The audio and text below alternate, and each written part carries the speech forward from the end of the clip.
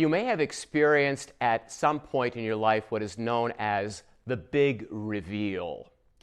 What I mean by that is that might be you'll be reading a book and then a plot line will shift. Something becomes known in a film or a TV series, or in everyday life, someone in your life will tell you that they are pregnant, and they might have one of those gender reveal parties. If you're a football fan, the last few days has been the NFL draft, days of various teams telling who they will choose to hopefully becoming part of their upcoming roster.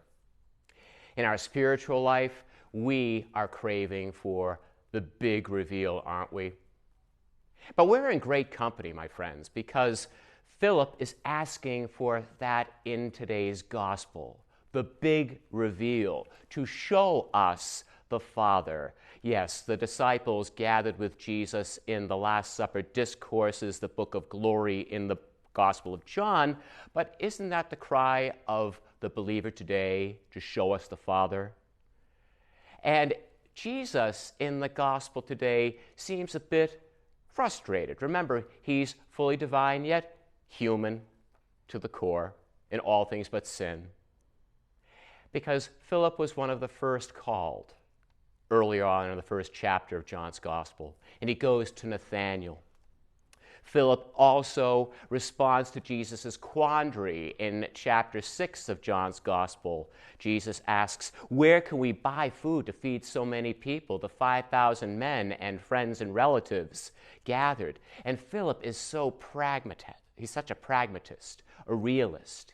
He says 6 months' wages would not be enough to feed so many people here. They could only get a morsel. It's a dire situation that he brings to Jesus' attention, and Jesus shows the love of the Father at that moment and throughout John's Gospel, moments that Philip and James were present to. So today, how is the Father being revealed? What are the works of the Father?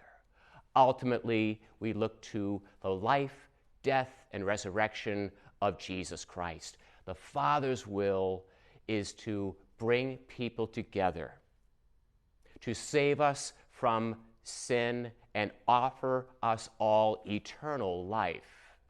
And that is evidenced through the many signs that Jesus performed throughout the gospel, raising people from the dead, curing the sick, feeding the multitudes, giving mercy to those who are on the outskirts of sin and grace. He presents that. And the apostle present to said miracles and healings, he or she is to embody the works of the Father. St. Paul, in our reading today, says that Jesus revealed who he was in his risenness to hundreds and thousands after the resurrection. Philip and James were among two of them. And when we gather during these Easter days, my friends, in company with saints like Philip and James at this holy altar, we are given a share in eternal life.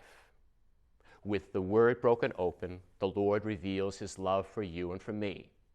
With the bread and wine poured forth, connecting us with the apostles who were present at that Last Supper, at this supper of this daily Eucharist, in memory and in honor of their feast day of Philip and James, we are given the strength to reveal who we truly are to a world.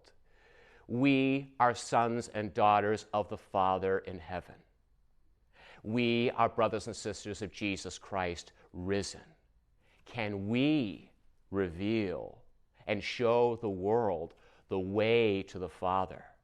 Praying for a world that is so divided, a world that cries out, where is the Father's love in Ukraine?